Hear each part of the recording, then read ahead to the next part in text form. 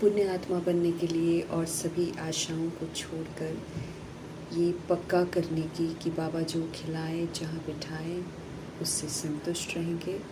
कोई भी पाप कर्म नहीं करने की, ईश्वरीय लॉटरी प्राप्त करने के लिए रूहानी सेवा में लगे रहने की और ज्ञान की धारणा कर औरों को कराने की, अच्छे मार्क्स लेने के लिए कोई भी कर्म याद में रहकर करने की। पुण्य आत्मा बनाने वाले पवित्रता के सागर परमपिता परमात्मा की हम आत्माओं के लिए आज के मुरली से शिक्षा है। वरदाता परमपिता परमात्मा हम आत्माओं को वरदान देते हैं कि माया और प्रकृति को दासी बनाने वाले बनो। ऐसा बनने के लिए सदा परमपिता परमात्मा का स्नेही बनकर रहना है, फिर स्नेही भव का वरदान प्राप्त करेंगे। बाबा स्पष्ट करते हैं कि जो बच्चे सदा स्नेही रहते हैं, जो बाबा में लवलीन रहते हैं, वो मेहनत से और मुश्किलों से बच जाते हैं, क्योंकि लवलीन बच्चे जो होते हैं वो सदा अपने समय को, अपने संकल्प को बाप की याद में रहकर सेवा के प्रति समर्पण कर देते हैं। उनका बुद्धि का योग इधर उधर और कहीं जाता ही नहीं है, मायावी दुनिया में जाता ही नहीं है। अब चूंकि वो हमेशा बाबा की यादों में लवलीन रहते हैं, बाबा के साथ रहते हैं, तो प्रकृति और माया दोनों चाह कर भी ऐसी स्नेही आत्माओं के समय और संकल्प को अपनी तरफ नहीं लगा पाती हैं। पेपर लेने की कोशिश भी करती हैं, लेकिन चूंकि आत्मा भगवान की याद में लवलीन है इसलिए सुरक्षित है। वहाँ तक प्रकृति भी नहीं पहुँच पाती और माया भी नहीं पहुँच पाती। बल्कि ऐसी आत्माओं के आगे प्रकृति और माया जो है दोनों अभी से दासी बन जाते हैं। अर्थात जो सदा स्नेही आत्मा है वो मालिक बन जाती है, वो सर्व तरह की अधीनता से मुक्त रहती है। और जब वो मालिक बन जाती है, कोई भी कमी कमजोरी के अधीन नहीं होती है, हलचल में नहीं आती है, तो प्रकृति और माया जो है ये फिर हिम्मत ही नहीं करते उस आत्मा को अपनी तरफ आकर्षित नहीं कर पाते हैं, उस आत्मा को विचलित नहीं कर पाते हैं, कुछ भी ऐसा नहीं कर पाते हैं जिससे कि वो आत्मा अपने संकल्प और अपना समय जो है माया के तूफानों की तरफ दे या प्रकृति के हलचल की तरफ दे। लवलीन आत्माओं का हर समय हर संकल्प जो है वो सेवा के लिए होता है और वो सदा बाबा की याद में रहकर संकल्प और समय करते हैं। इसलिए कहीं भी संकल्प और समय में माया और प्रकृति विचलित कर ही नहीं पाते उनको, क्योंकि याद में रहने वालों को कोई विचलित नहीं कर सकता है। तो बाबा स्पष्ट करते हैं, स्नेही आत्माओं की स्थिति का गायन होता है कि वो एक बाप दूसरा न कोई की स्मृति में रहते हैं। उनके लिए शिव बाबा ही उनका संसार होता है, स्नेही आत्माओं के लिए। तो ऐसी स्थिति में जो आत्माएं रहती हैं, जो बाबा के संसार में ही रहती हैं, वो तो फिर संकल्प से भी कभी किसी के अधीन नहीं हो सकती हैं। फिर चाहे माया हो चाहे प्रकृति हो, वो तो माया और प्रकृति को भी अपना दासी बना लेती हैं। इस विधि से बाबा स्नेही भव का वरदान प्राप्त करने के समझ देते हैं। नॉलेज से फुल बनना है। जब हम नॉलेज से फुल हो जाएंगे, हर बात को यथार्थ समझ लेंगे, तो समस्याएं जो हैं वो एक मनोरंजन का खेल हमको अनुभव होंगी, क्योंकि समझ में आ जाता है ना कि समस्या क्यों आई है, समाधान स्वरूप बनने के लिए आई है। ये कोई हमको गिराने के लिए नहीं आई है, हमको कोई कमज़ोर करने के लिए नहीं आई है, बल्कि ये तो एक एंटरटेनमेंट है कि समस्या आई है और हमें ज्ञान रत्नों से खेलना है। जो समझ हमको मिलती है उस समझ को यूज़ करना है, तो समस्याएं स्वतः ही समाप्त हो जाएंगी। अव्यक्त इशारे हमको मिल रहे हैं, लगन की अग्नि को प्रज्वलित करने की समझ दे रहे हैं बाबा, और योग को ज्वाला रूप बनाने के लिए बोल रहे हैं। समझ देते हैं कि ये कलयुगी तमो प्रधान जड़ी भूत पुराने वृक्ष को भस्म करना है। इसको भस्म करने के लिए संगठित रूप में फुल फोर्स से योग ज्वाला चाहिए। योग की पावर से सब भस्म हो जाएगा। तो योग ज्वाला प्रज्वलित करनी है, लेकिन बाबा कहते हैं ऐसी ज्वाला स्वरूप की याद तब रहेगी जब हमारा याद का लिंक जो है वो कभी भी बाबा से अलग ना हो, हमेशा ही याद का लिंक जुटा रहे। अगर बार बार हमारा ये याद का लिंक जो है टूटता है तो फिर बाबा कहते हैं फिर जोड़ने में समय लगता है, मेहनत भी करनी पड़ती है हमको, और फिर हम शक्तिशाली भी नहीं हो पाते, क्योंकि बार बार टूटा, बार बार जोड़ा, बार बार टूटा, बार बार जोड़ा, तो इसकी वजह से हम कमज़ोर हो जाते हैं। तो फिर इस विधि से तो कलयुगी तमो प्रधान जड़ी भूत पुराने वृक्ष को तो भस्म ही नहीं कर सकते। इसको भस्म करने के लिए इकट्ठा फुल फोर्स का योग चाहिए, और योग ज्वाला के लिए बहुत ज़रूरी है कि एक बार अगर हमने योग का लिंक परमात्मा के साथ जोड़ लिया है तो वो निरंतर जुड़ा हुआ रहना चाहिए, कभी भी लिंक टूटना नहीं चाहिए। अर्थात प्रभु के सिवाय फिर हमारी बुद्धि का योग कहीं और जाना नहीं चाहिए, तब जाकर इतना विशाल कार्य होगा, परिवर्तन का। हम सभी आत्माओं को पुण्य आत्मा बनना है, ये प्रभु जी का फरमान मिला हुआ है। विस्मृत होकर हम पाप आत्मा बन गए, हम ड्रामा की सजाओं के कटघरे में खड़े हैं। अब एक ही विधि है उस सज़ा से बचने की, और वो है पुण्य आत्मा बन जाना। तो बाबा हमें ध्यान खिंचवा रहे हैं कि पुण्य आत्मा बनने के लिए जितना हो सके हमें अच्छे कर्म अब करने हैं, और वो अच्छे कर्म करने बाबा सिखाते हैं। श्रीमद् प्रमाण अगर हम सोचते हैं, बोलते हैं, कर्म करते हैं तो वो अच्छा होता है। तो सब के सब अब अच्छे कर्म ही करने हैं, हमको ऑलराउंडर बनना है, हर तरह की सेवा करनी है। ये नहीं कि हम सिर्फ भाषण ही देंगे और हम कुछ नहीं कर सकते, नहीं, हर तरह की सेवा करनी है।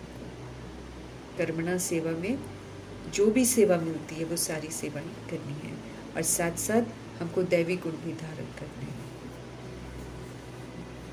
दैवी गुणों का सहयोग देना है ना सबको, और दैवी गुणों वाली दुनिया में जा रहे हैं तो दैवी गुण हमारे अंदर प्रैक्टिकल में संगम युग में होने चाहिए, और बहुत काल का सबूत भी देना है।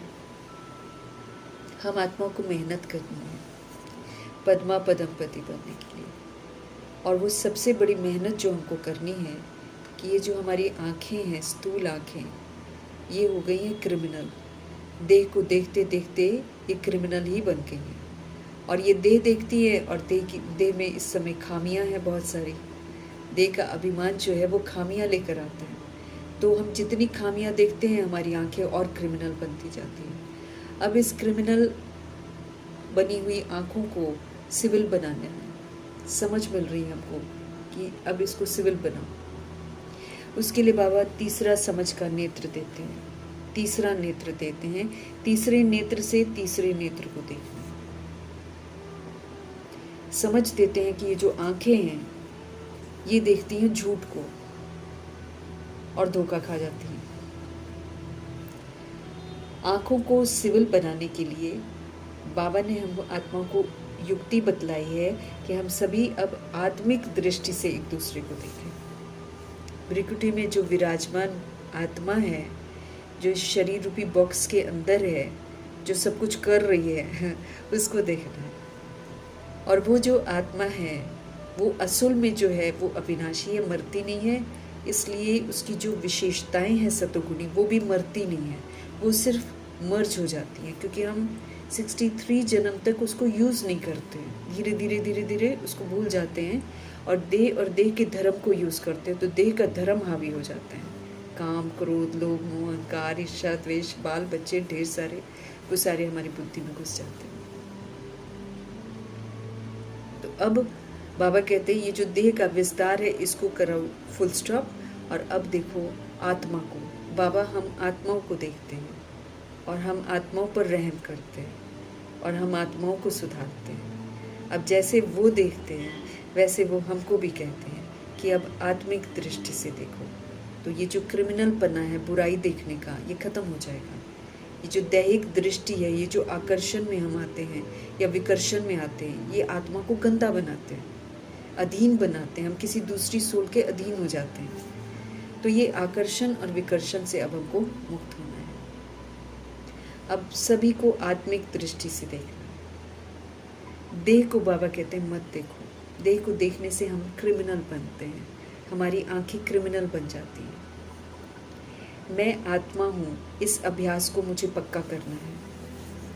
इसी मेहनत से फिर हम जन्म जन्मांतर के लिए पदमपति बन जाएंगे। अगर हम ये मेहनत कर लेते हैं, आत्मा का पाठ पक्का कर लेते हैं, तो फिर तो हम श्रीमद् प्रमाण चलेंगे, परमात्मा की याद में सब कुछ करेंगे, तो स्वतः ही हम पदमपति बनेंगे। धारणा भी इजी हो जाएगी, स्व परिवर्तन भी इजी हो जाएगा, योग भी बहुत अच्छे से लगेगा, शंकर की अवस्था भी बन जाएगी, ज्ञान भी पूरा समझ में आ जाएगा। तो ये मेहनत हमको करनी है।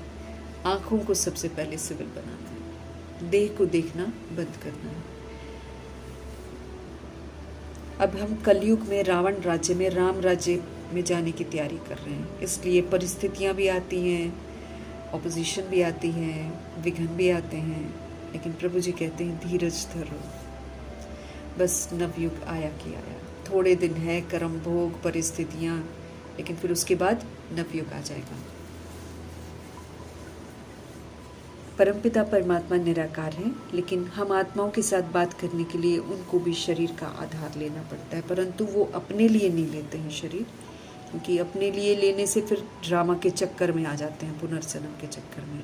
परमपिता परमात्मा इस चक्कर में नहीं आते हैं। तो वो पहले जो सृष्टि रूपी ड्रामा में आत्मा आती है, उन आत्मा का आधार लेते हैं जब वो मर जीवा बनते हैं।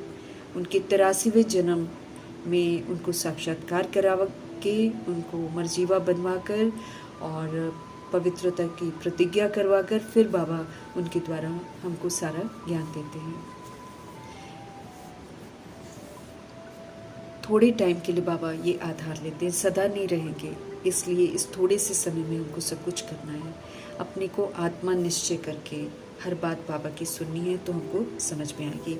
सभी आत्माओं के पिता हैं वो, और वो बेहद के, वो सागर है सब चीज़ों के, खुशियों के, संतुष्टता के, प्रेम के, आनंद के, ज्ञान के, इसलिए वो बेहद के बाप कहलाते हैं। तो बेहद का बाप हम आत्माओं को रोज़ हर बात अच्छी रीति समझाते हैं। उनके सिवाय और कोई सृष्टि रूपी ड्रामा के आदि मध्य अंत का सच बता ही नहीं सकता है। आत्माएं तो पुनर्जन्म में आती हैं, मर जाती हैं, वो पुराना तो भूल जाती हैं, तो कौन सच बताएगा। इसलिए सारे शास्त्र वगैरह जितने भी लिखे हुए हैं सब काल्पनिक हैं, सब झूठ है, सत्य तो कोई बता ही नहीं सकता है। त्रिमूर्ति शिव पिता परमात्मा ब्रह्मा द्वारा स्थापना कराते हैं, समझ की स्थापना कराते हैं, और बेसमझी का विनाश कराते हैं शंकर, और जो पालना के संस्कार हैं वो धारण करवाते हैं। तो ब्रह्मा द्वारा स्थापना कराते हैं।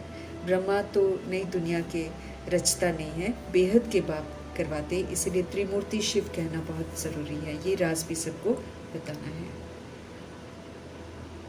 ब्रह्मा जी सिर्फ प्रजापिता अभी बनते हैं, वो भी जब तक हम ब्राह्मण हैं, बॉडी में हैं, और फिर शिव पिता परमात्मा से ब्रह्मा के थ्रू वर्षा लेते हैं।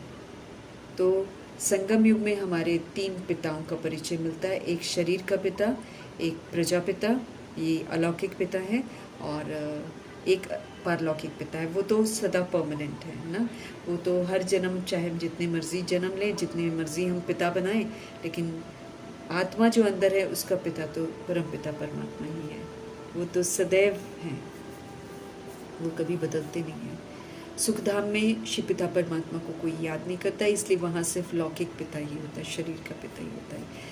बाकी सुख है ना, वहाँ पर सुख घनेरे हैं, तो भगवान को कोई याद नहीं करता, इसलिए वहाँ पारलौकिक पिता का कोई समझ नहीं। यहाँ पर कलयुग में लौकिक पिता और पारलौकिक पिता का है, लेकिन अभी संगम में जब हम आते हैं तो 3 पिता हैं।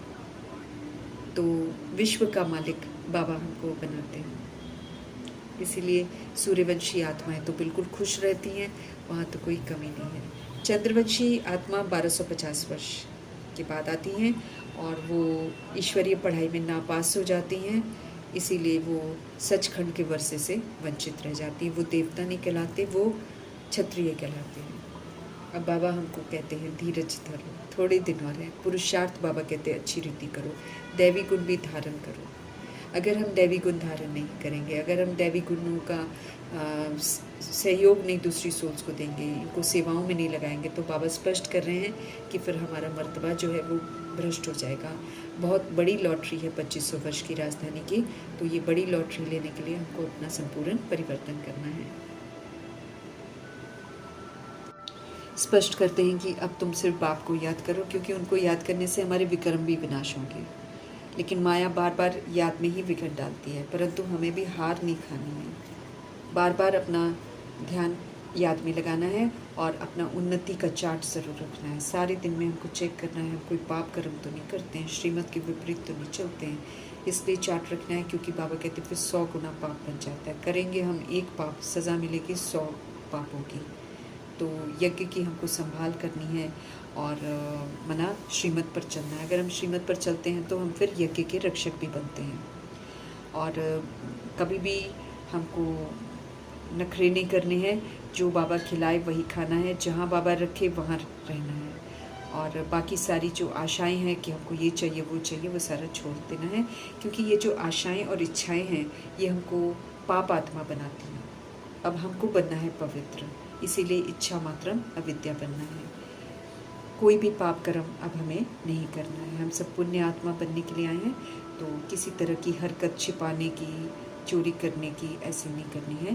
वरना हम शूद्रों के संस्कार चोरी करते हैं, हम विवेक, भगवान से मिले हुए विवेक का खून करते हैं, कहना नहीं मानते हैं, और हम तन मन धन प्रभु का कहकर फिर हम झूठ बोलते हैं। तो ये वाली चोरी खून भी नहीं करना है, और साथ में स्थूल चोरी भी नहीं किसी चीज़ की करनी है। कुछ भी छिपा कर नहीं रखना है। लेकिन हमको ध्यान रखना है, ये जो माया है ये प्रवेश कर जाती है और ये उल्टे काम करवा ही देती है। तो फिर बाबा कहते हैं अगर कुछ उल्टा काम कर लिया माया के वशीभूत होकर, फिर बाबा स्पष्ट कर रहे हैं कि ना तो योग में रह पाएंगे और न ज्ञान को धारण कर पाएंगे। इसलिए हमें अपने दिल से पूछते रहना है कि जब बाबा ने हमको अंधों की लाठी बनने लायक बनाया है, तो फिर हमें तो रास्ता दिखाना है ना दूसरों को। तो खुद जगे रहेंगे तभी तो दिखाएंगे। अगर हम नहीं जगेंगे तो फिर हम क्या ठहरे, फिर तो हम अंधे ही ठहरे ना। तो बाबा कहते हैं इसी समय धृतराष्ट्र के बच्चे गाए हुए हैं। तो 16,133 करोड़ बच्चों में ही धृतराष्ट्र है, शकुनी है। जितने भी कैरेक्टर्स महाभारत में दिखाते हैं, जितने भी कैरेक्टर्स रामायण में दिखाते हैं, वो सभी अभी 16,133 करोड़ आत्माओं में मौजूद हैं। तो हम सब रावण राज्य में हैं, और बाबा कहते रावण राज्य का चारों तरफ प्रकोप है ना। तो इसलिए आत्माएं सत्य ज्ञान लेते हुए भी फिर धृतराष्ट्र दुशासन बन जाती हैं। तो इस समय बाबा कहते हैं हमेशा याद रखो कि बाबा हमको संगम पर लेकर आए हैं। संगम पर सदा रहेंगे, अर्थात श्रीमत पर चलते रहेंगे तो राम राज्य में सुख पाएंगे। सुख घनेरे हमको अभी कमाने हैं। परमपिता परमात्मा हमको बताते हैं कि कैसे सुख कमाने होते हैं, बाकी और कोई दुनिया में नहीं बता सकता है। अच्छी रीति हर बात को समझना है, बुद्धि में बिठाना है। अपने को आत्मा समझेंगे तो परमात्मा का ज्ञान भी हमको समझ में आएगा। आत्मा को ही पुरुषार्थ करना है, आत्मा को ही पावन बनना है। अंतकाल ऐसा होना चाहिए जो कि हमको परमपिता परमात्मा ही याद आए। इसलिए अगर हम देहधारी को अगर याद करते तो फिर दुर्गति होती है। यही वजह है कि ग्रंथों में भी गायन है कि जो स्त्री को अंत में सिमरता है, यानी कि किसी देहधारी को याद करता है, तो वो फिर वैश्या योनि में जाता है। बाबा हमको कहते हैं कि जो उनको याद करेगा वही उनको पाएगा। तो अंतमति सुगति के लिए कि बाबा ही हमको याद आए, अभी से बाबा को ही याद करना है। अगर हम याद नहीं करते हैं तो फिर हम बहुत बहुत सजाएं खाएंगे, दुर्गति भी हो जाएगी, और फिर त्रेता के एकदम पिछाड़ी में आएंगे, आखिरी 1-2 जन्मों में।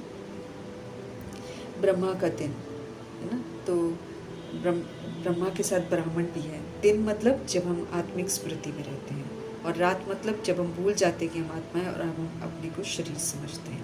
तो जब रात में आते हैं तो हम पाप आत्मा बन जाते हैं और अभी बाबा हमको दिन में लेकर जा रहे हैं। ये अमृत वेले के समय चल रहा है, पूरा संगम युग अमृत वेला है, जिसमें हमको प्रकाश मिलता है, ज्ञान मिलती है, समझ मिलती है। तो धीरे धीरे करते करते फिर हम एक दिन पूरे जागृत हो जाएंगे। अभी बाबा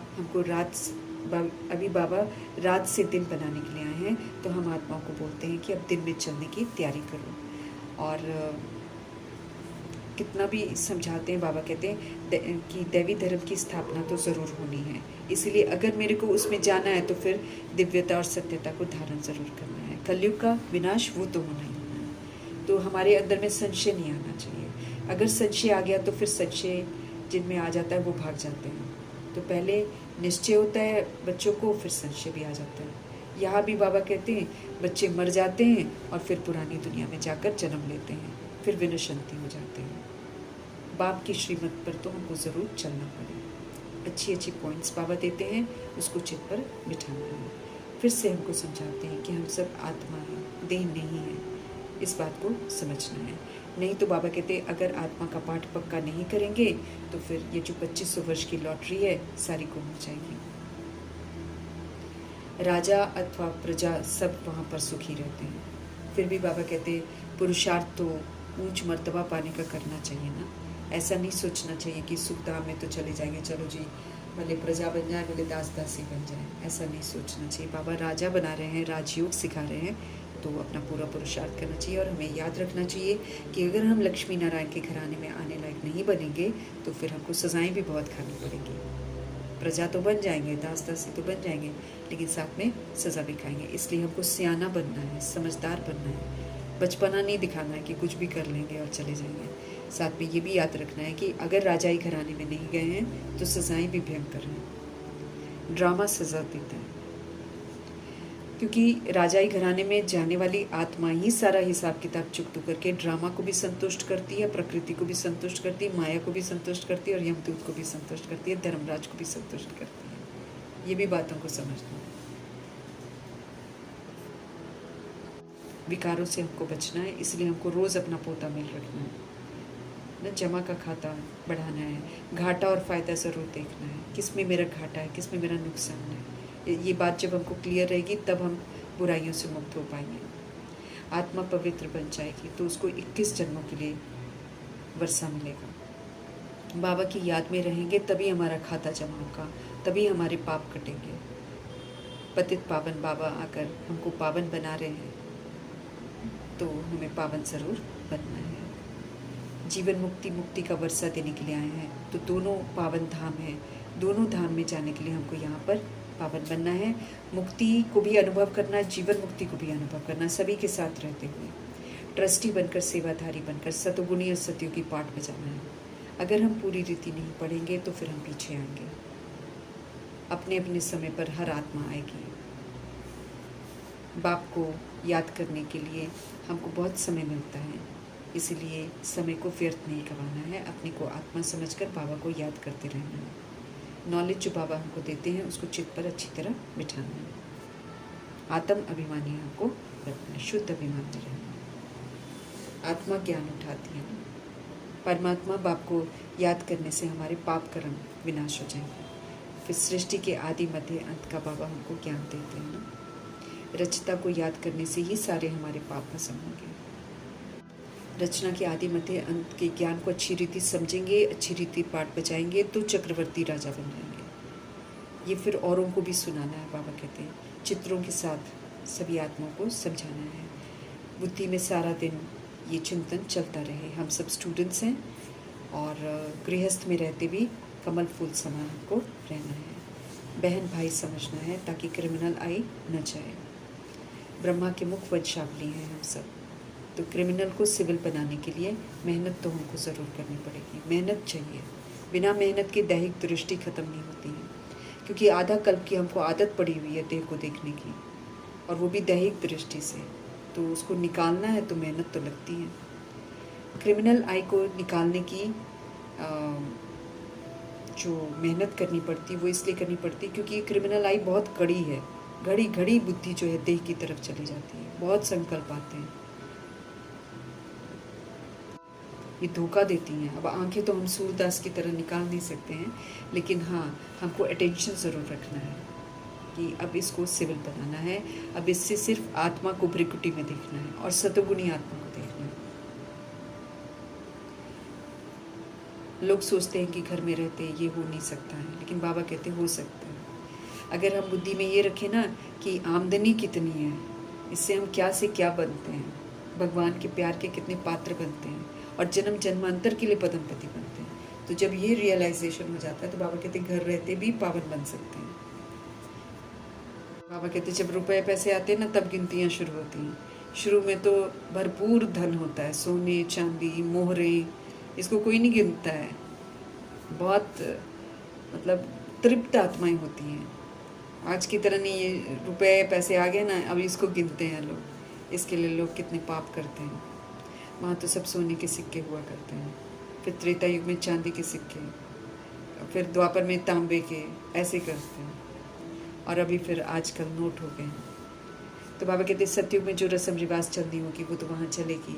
अभी हमें अपना पुरुषार्थ करना है, स्वर्ग में जाने लायक बनना है, आयु भी कमानी है, शरीर का हेल्थ वेल्थ हैप्पीनेस भी सब कुछ कमाना है, अमर लोक में जाना है, तो काल पर जीत पहननी है। मृत्यु लोक से तो मृत्यु लोक की तो अब समाप्ति होनी है। धारणा बहुत अच्छी चाहिए, औरों को भी समझाना पड़ता है, रूहानी सेवा हमको करते रहना है। अज्ञानता हमारे अंदर ना हो, क्योंकि अज्ञान से फिर हम डिससर्विस करने के निमित्त बन जाते हैं।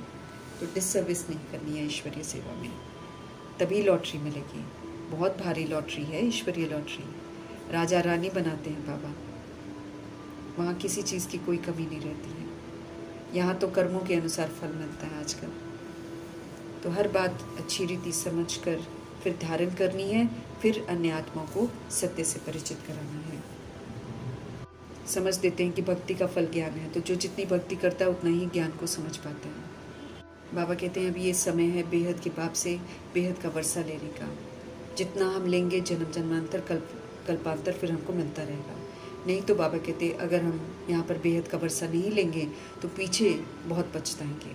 जब साक्षात्कार होगा तब लगेगा कि हमने वक्त बर्बाद किया है, हमने पूरा पढ़ा नहीं इसलिए मर्तबा नहीं पा सके। ये पश्चाताप ज़रूर होगा। बाकी फिर बाबा कहते क्या जाकर बनोगे, नौकर चाकर, साधारण प्रजा। तो राजधानी स्थापन हो रही है, 2500 वर्ष की राजधानी, इसमें सब तरह के लोग चाहिए। तो अभी हमें अगर ऊंचे घराने में जाना है तो ऊंचा पुरुषार्थ करना है। हम सब पुरुषार्थ कर रहे हैं नई दुनिया में जाने के लिए। यहाँ तो प्राप्ति 21 जन्मों की है, तो जितना हो सके सिर्फ और सिर्फ सुकर्म करने हैं, अच्छे कर्म करने हैं, श्रीमत प्रमाण करने हैं। ज्ञानी तो आत्मा, योगी तो आत्मा बनना है। ज्ञान को यूज़ करते हैं तो ज्ञानी तो आत्मा बनते हैं, और योग की सारी स्टेजेस पार करके शंकर की अवस्था बनाते हैं तो योगी तो आत्मा बनते हैं। बाबा कहते हैं योग में रहकर हर काम करो तो अच्छे मार्क्स मिल सकते हैं। हमें अपने दिल से पूछना है क्या हम सेवा करते हैं श्रीमत प्रमाण, या सिर्फ खाते हैं और सोते हैं। यहाँ तो ये पढ़ाई है ना, और कोई बात तो है नहीं है। मनुष्य से देवता, नर से नारायण बनते हैं। अमर कथा, तीजरी की कथा, सत्यनारायण की कथा सुन रहे हैं। सच्ची मुरली को ही तो कथा कहते हैं, अमर कथा कहते हैं, तीजरी की कथा कहते हैं। तो तीसरा नेत्र खुला रहे और श्रीमत पर चलकर नारायण बनते रहे और काल पर जीत प्राप्त करके अमर लोक में जाने लग गए। दुनिया में तो झूठी कथाएं हैं। अब तीसरा नेत्र तो सिवाय बाप के और कोई दे नहीं सकता। तो अहो सौभाग्य है कि हमको तीसरा नेत्र मिला है, तो अब समझ से पाठ बजाना है। गीता के भगवान का सत्य सभी को बताना है। पावन कैसे बने ये भी सबको बताना है। पतित पावन इस समय पावन बना रहे हैं, इस सत्य से भी आत्माओं को परिचित कराना है। अवस्था हमें बहुत अच्छी बनानी है। परमात्मा संदेश देना है कि बाप को याद करना है तो जन्म जन्मांतर के पाप मिट जाएंगे। अपने दिल से हमको पूछना है कि हम कितनी देर बाबा को याद करते हैं। अपना चार्ट रखना है, अपनी उन्नति करनी है, अपने ऊपर अपने रहम करना है, अपनी चलन को देखना है। अगर हम भूले करते रहेंगे तो फिर हमारा रजिस्टर खराब हो जाएगा। बाबा कहते हैं दैवी चलन होनी चाहिए, उसमें सत्यता हो, दिव्यता हो, किसी तरह की इच्छा नहीं हो। इच्छा मात्र अविद्या हमको बनना है। डायरेक्शन के प्रमाण हमको ज़रूर चलना है। गेटवे टू स्वर्ग, ये अक्षर बाबा कहते अच्छा है। इस तरह के स्लोगन टांग कर आत्मा को सत्य से परिचित करना है। ये द्वार है स्वर्ग में जाने का।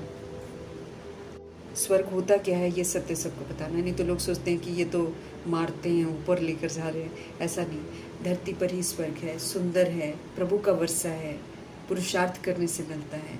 ये सत्य सभी को युक्ति से, समझ से, बाबा की यादों में रहकर, आत्मिक स्थिति में रहकर, आत्मिक दृष्टि और वृत्ति से समझाना है। फिर आत्माओं को टच करेगा और फिर वो भी आत्माएं जो हैं पुरुषार्थ करेंगे ताकि वो भी सुख का वर्षा लें। मुक्ति, जीवन मुक्ति परमपिता परमात्मा जी का धन्यवाद करते हुए ओम शांति।